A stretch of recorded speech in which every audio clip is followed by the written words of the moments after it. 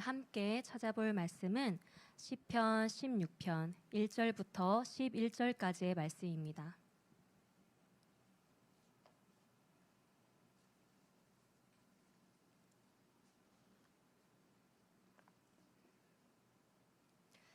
시편 16편 1절부터 11절까지 말씀 다 찾으셨으면 제가 먼저 읽도록 하겠습니다. 하나님이여 나를 지켜주소서. 내가 주께 피하나이다.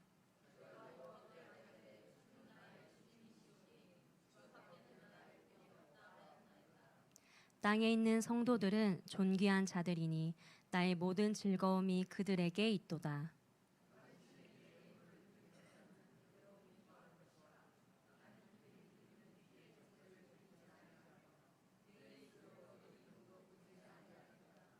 여호와는 나의 산업과 나의 잔의 소득이시니 나의 분깃을 지키시나이다.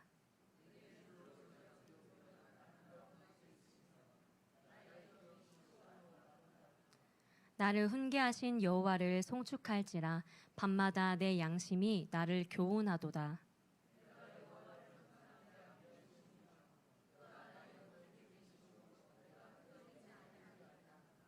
이러므로 나의 마음이 기쁘고 나의 영도 즐거워하며 내 육체도 안전히 살리니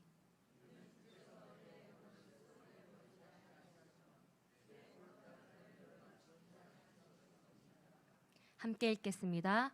주께서 생명의 길을 내게 보이시리니 주의 앞에는 충만한 기쁨이 있고 주의 오른쪽에는 영원한 즐거움이 있나이다. 아멘. 기도하시겠습니다. 하나님 아버지, 오늘도 주의 말씀을 사모하여 이 자리 가운데 나왔습니다. 피곤한 몸을 이끌고 주님의 말씀을 들으러 나왔사오니 우리들의 마음의 문을 여시고 귀를 열어주셔서 주님께서 원하시는 말씀을 듣고 돌아갈 수 있도록 인도하여 주시옵소서.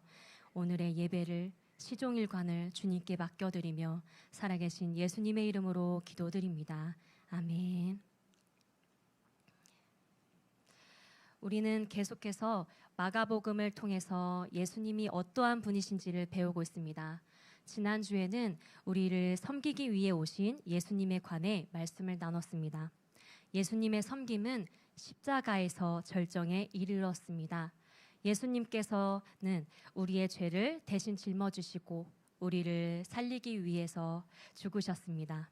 오늘은 그 십자가를 조금 더 깊이 바라보려고 합니다. 우리는 보통 예수님의 십자가를 생각할 때 예수님의 고통을 먼저 떠오릅니다.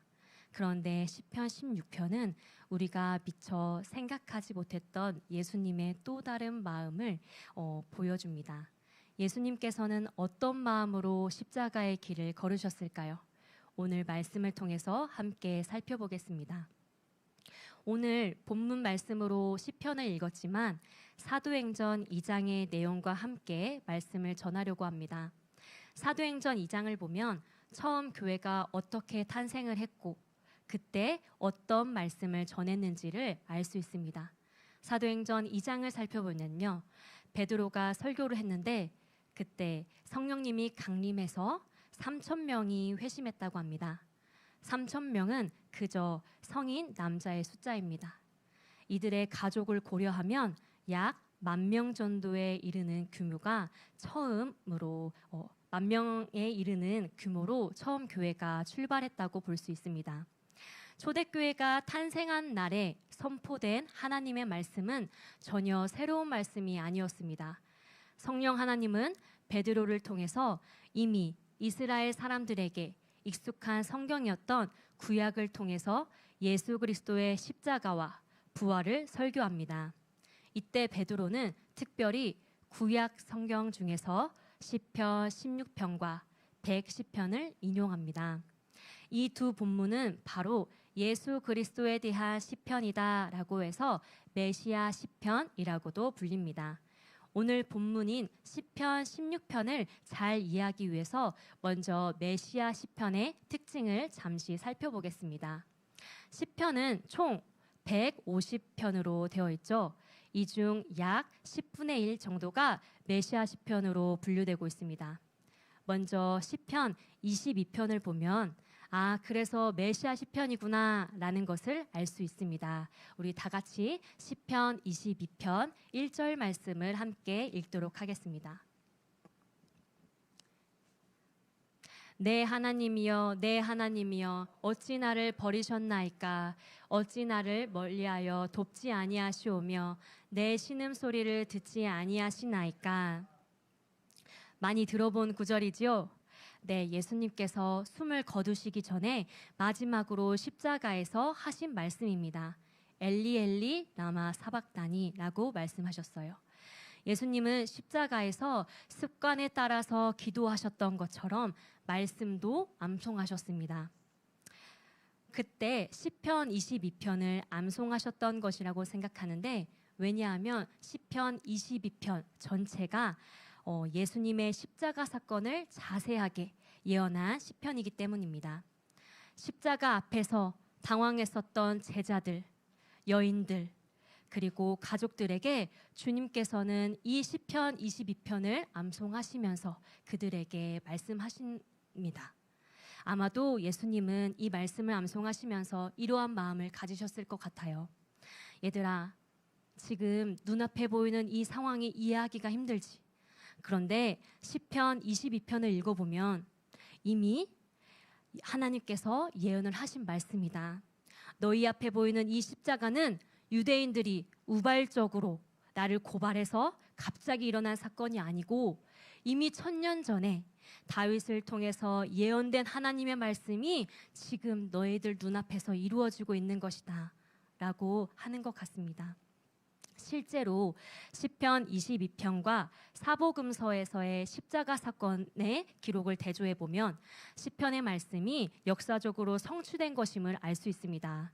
시편 22편에서 십자가 앞에서 예수님을 조롱할 것이라는 것, 예수님의 손과 발을 찌를 것이라는 것, 예수님의 겉옷을 찢어서 나누되 속옷은 제비를 뽑아서 나눌 것이라는 것이 다 정확하게 신약에서 이루어졌습니다. 그런데 여러분, 예수님이 시편 22편 전체 다를 암송하시지는 않았어요. 왜 그랬을까요? 네, 너무나도 힘드셨기 때문이죠. 아마도 숨이 차서 그러실 수밖에 없었다고 추측할 수 있습니다. 많은 전문가들이 어떻게 예수님께서 십자가에서 죽으셨는지를 연구해 봤는데 예수님의 사인을 질식사라고 추정을 합니다. 십자가형은 사형수의 손목과 발목에 못을 받아 조금씩 피를 흘리게 만듭니다. 십자가에 매달린 몸은 아래쪽으로 축 처지게 되고 숨을 쉬려고 할 때마다 발에 힘을 줘서 상체를 일으키게 됩니다. 그때마다 발목과 손목은 으스러지는 고통을 느낄 수밖에 없습니다. 이 고통은 길게는 며칠씩 또 천천히 죽어가는 것이 바로 이 십자가형입니다. 십자가에 달린 사형수에게 자비를 베푸는 방법이 몇 가지 있는데요. 그중 하나가 이 고통을 빨리 끝내기 위해서 무릎뼈를 탈골시켜서 몸을 일으키지 못하도록 하는 것입니다. 그렇게 되면 숨을 제대로 쉬지 못해서 일찍 사망하게 돼요. 예수님의 경우는 무릎뼈를 꺾기도 전에 이미 숨을 거두셨습니다. 그래서 로마군은 예수님의 허리에 창을 찔러서 죽음을 확인했습니다. 이것도 다 구약에 있었던 말씀을 이루시기 위한 것입니다. 주님께서는 십자가 위에서 방금 읽었었던 시편 22편의 첫 구절을 외치셨습니다. 왜 전체를 말씀하시지 않으셨을까요? 바로 예수님께서는 숨을 쉬고 말씀하는 것조차도 극심한 고통이었을 것입니다. 그래서 말씀을 더 이상 하실 수가 없었을 거예요. 예수님은 시편 22편의 첫 구절을 외치심으로써 이 시편이 전체가 예수님 자신에 대한 메시아 시편임을 드러내 주셨습니다. 이 시편 22편의 사람 저자는 바로 다윗입니다. 하나님은 다윗을 성령으로 감동시켜서 다윗의 입을 통해 예수 그리스도가 직접 말씀하신 것처럼 기록하도록 했습니다. 실제로 다윗은 죽기 전에 하나님의 영이 나를 통해서 말씀하신다라고 고백을 해요. 이처럼 시편에서 메시아 시편의 특징은 메시아 자신이 1인칭 화자가 되어서 말씀을 써 내려간 것입니다. 이제 다시 오늘 본문인 시편 16편으로 돌아가겠습니다. 베드로는 사도행전 2장의 설교에서 특히 예수님의 십자가 죽음과 부활을 말하기 위해서 시편 16편의 하반절을 인용합니다. 제가 사도행전 2장 부분을 읽을 때 성도님들은 오늘 본문인 시편 16편 8절부터의 말씀을 봐주시면 됩니다. 제가 사도행전 읽겠습니다. 다윗이 그를 가리켜 이르되 내가 항상 내 앞에 계신 주를 배웠으며 나로 요동하지 않게 하기 위하여 그가 내 우편에 계시도다. 그러므로 내 마음이 기뻐하였고 내 혀도 즐거워하였으며 육체도 희망에 거하리니 이는 내 영혼을 음부에 버리지 아니하시며 주의 거룩한 자로 썩음을 당하지 않게 하실 것이미로다. 주께서 생명의 길을 내게 보이셨으니 주 앞에서 내게 기쁨이 충만하게 하시리로다 하였으므로. 아멘. 이제 베드로가 인용한 시편 16편의 내용이 어떤 내용인지 함께 살펴보도록 하겠습니다. 다 같이 16편 1절 말씀을 읽겠습니다. 하나님이여 나를 지켜주소서 내가 주께 피하나이다. 시편 16편은 다윗이 썼지만 궁극적으로는 예수 그리스도께서 말씀하시는 메시아 시편입니다. 하나님께서 미리 다윗에게 그리스도가 어떠한 모습으로 그리고 어떠한 심정으로 십자가를 지실지를 알려주셔서 다윗으로 하여금 이 시편을 기록하게 한 것입니다.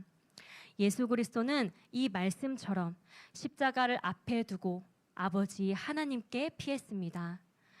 하나님의 진노의 잔이 쏟아지는 그 십자가의 무게가 너무나도 컸기 때문입니다. 또 밑에 2절을 보면 이것은 예수님께서 하나님을 향해서 사랑의 고백을 하는 것을 알 수 있습니다. 이어서 우리 다 같이 3절의 말씀을 읽도록 하겠습니다. 시작. 땅에 있는 성도들은 존귀한 자들이니 나의 모든 즐거움이 그들에게 있도다. 아멘. 이것도 그리스도의 사랑의 고백입니다. 지금 십자가를 향해서 나아가시는 그리스도께서 누구를 향해서 사랑의 고백을 하실까요? 이 구절에 답이 있습니다.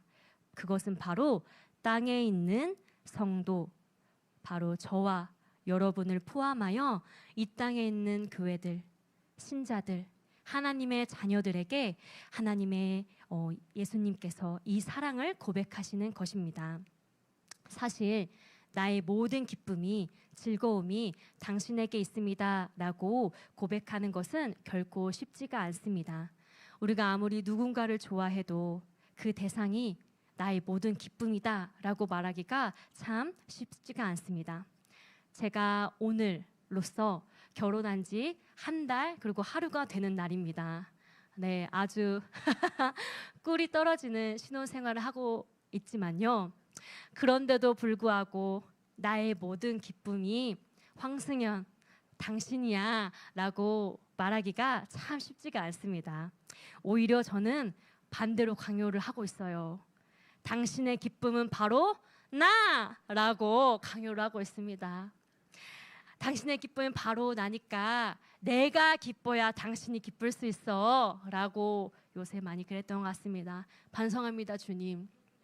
네.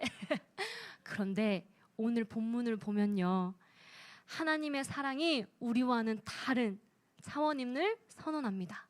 하나님은 거짓을 말하실 수가 없으시지요. 이 거짓이 없으신 하나님께서 주님의 모든 즐거움이 하나님의 백성에게 있다라고 말씀하고 계십니다. 얼마나 감격스러운 말씀입니까? 하나님의 사랑이 듬뿍 담긴 이 베드로의 설교는 3,000명의 회중의 마음을 울렸습니다. 사람들은 자신의 가슴을 찢고 회개하며 주님께로 돌아왔습니다. 바로 그곳에서 초대교회, 첫 교회의 출발이 시작되었습니다.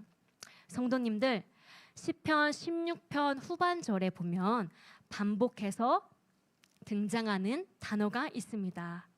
뭘까요? 그것은 바로 기쁨이라는 단어입니다.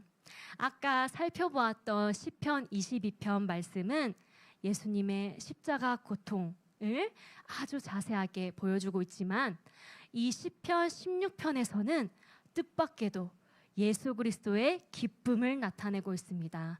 우리 다 같이 시편 16편 9절과 11절 말씀을 함께 읽겠습니다. 네, 9절 말씀입니다. 시작. 이러므로 나의 마음이 기쁘고 나의 영도 즐거워하며 내 육체도 안전히 살리니. 네, 11절 말씀입니다. 주께서 생명의 길을 내게 보이시리니 주의 앞에는 충만한 기쁨이 있고 주의 오른쪽에는 영원한 즐거움이 있나이다. 아멘. 이 구절의 주제는 확실하게도 기쁨과 즐거움입니다. 그렇다면 왜 예수님께서는 십자가를 지시면서 기뻐하셨을까요? 예수님께서 사랑하시는 그 대상을 위해서 대신 아파해주고 대신 죽어서 그 대상을 살리실 수 있기 때문입니다. 여러분, 특별히 우리는 우리 자녀들, 눈에 넣어도 아프지 않을 우리 자녀들을 위해서 모든 것을 다 할 수가 있습니다. 우리 아이가 만약에 나의 간 이식 수술을 받아서 살 수 있다고 한다면 그것을 주저할 부모가 있을까요? 없습니다. 나의 간이고 쓸개고 다 빼어서 주고 싶은 게 바로 내가 사랑하는 대상을 향한 마음입니다. 그런데 우리가 할 수 없는 것이 있습니다. 그건 무엇이냐면 바로 이 아이의 육체의 고통을 내가 가져오는 것입니다. 즉, 이 아이 대신 아파하고 대신 고통을 받는 것은 우리가 할 수 없는 것입니다. 우리 부모님들은 자녀를 키우면서 이런 경험이 있으셨을 것입니다. 아이가 아주 어렸을 때에 어딘가가 너무 아파서 또는 열이 펄펄 나서 자지러지게 울고 있었을 때 아무것도 할 수 없는 그 상황을 보면서 발만 동동 구르고 있었을 때 얼마나 절망감에 빠졌습니까? 그렇습니다. 인간은 아무리 사랑하는 대상, 사랑하는 자식이라도 그리고 아무리 돈이 많고 권력이 있어도 그 아이를 위해서 그 사랑하는 자식을 위해서 대신 아파하고 심지어 대신 그 작은 주사기 하나도 우리가 대신 맞을 수가 없습니다. 그러나 우리 예수님은요, 우리를 위해서 그 사랑하시는 하나님의 자녀들을 위해서 대신 죽으셔 주셨습니다.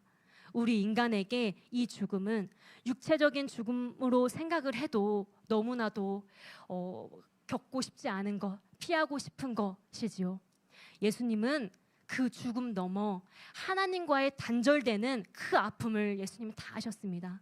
그래서 우리 사랑하는 그 자식들에게 그 죽음의 고통을 주고 싶지 않고 그래서 대신 예수님께서 그 죽음을 대신 지셨습니다. 그리고 죽으신 이후에 우리들에게 생명을 주셨습니다. 그래서 예수님은 그 사랑하는 대상을 위해서 대신 아파해 줄 수 있음에 기쁨을 고백하셨던 것입니다. 예수님은요, 말씀하신 대로 모든 것을 다 책임져 주시는 사랑을 해 주십니다. 나의 모든 즐거움이 너에게 있다라고 우리에게 사랑 고백을 하신 후에 사랑하는 자녀의 죽음을 실제로 담당하신 정말로 실력이 있으신 그 사랑을 우리에게 해 주셨습니다. 우리가 보통 십자가를 생각하면 얼마나 예수님이 아프셨을까, 고통 당하셨을까를 생각하게 됩니다. 하지만 여러분, 세상에 존재하는 모든 사랑과 차별화되는 하나님의 사랑, 하나님의 전능한 사랑이 나타난 곳이 바로 십자가입니다. 예수님은 이 십자가를 지실 때 억지로 너무나도 싫어서 그 십자가를 지신 게 아닙니다. 자발적으로 그리고 기쁨으로 즐거움으로 지셨습니다. 히브리서 12장 2절에서 이 말씀을 증명해 줍니다. 우리 다 같이 히브리서 12장 2절 말씀을 크게 읽도록 하겠습니다. 시작. 믿음의 주요 또 온전하게 하시는 이인 예수를 바라보자. 그는 그 앞에 있는 기쁨을 위하여 십자가를 참으사 부끄러움을 개의치 아니하시더니 하나님 보좌 우편에 앉으셨느니라. 아멘. 베드로의 설교를 듣는 유대인들에게는 많은 고난과 상처가 있었습니다. 그간 여러 나라의 침략을 받고 통치를 받는 세월이 몇백 년간 이어졌습니다. 또 그들의 마음 한켠에는 우리가 하나님께 잘못하긴 했지만 정말 하나님이 살아계실까? 아니면 하나님께서 우리를 잊어버리신 건 아니실까? 라는 의문을 품었을 것입니다. 심지어 예수 그리스도의 이 십자가 사건은 베드로의 설교하는 당시에 한 달 전에 있었던 사건입니다. 이 모든 것을 이해하지 못했던 그들에게는 아주 큰 충격의 사건이었을 것입니다. 그러나 하나님께서는 이들의 마음을 베드로의 설교를 통해서 십자가의 사랑으로 따뜻하게 녹여주셨습니다. 그리스도의 십자가 이 사랑은 이미 1000년 전에 다윗을 통해서 예언되었었고 그 십자가의 길을 예수님께서 기쁨으로 걸어가셨습니다. 사랑하는 성도님들 한 사람 한 사람은 그리스도께서 마지못해 구원한 그런 사람이 아닙니다. 주님은 여러분을 사랑하셨고 여러분을 살리기 위해서 기쁨으로 이 십자가의 길을 걸어가셨습니다. 그리고 죽음을 이기고 부활하셔서 우리에게 생명의 길을 열어주셨습니다. 우리 모두는 그리스도께서 기뻐하시는 존귀한 자입니다. 오늘 밤 주님의 사랑을 깊이 묵상하여 주님의 사랑을 깊이 경험하는 저와 여러분이 되시기를 주님의 이름으로 축원합니다.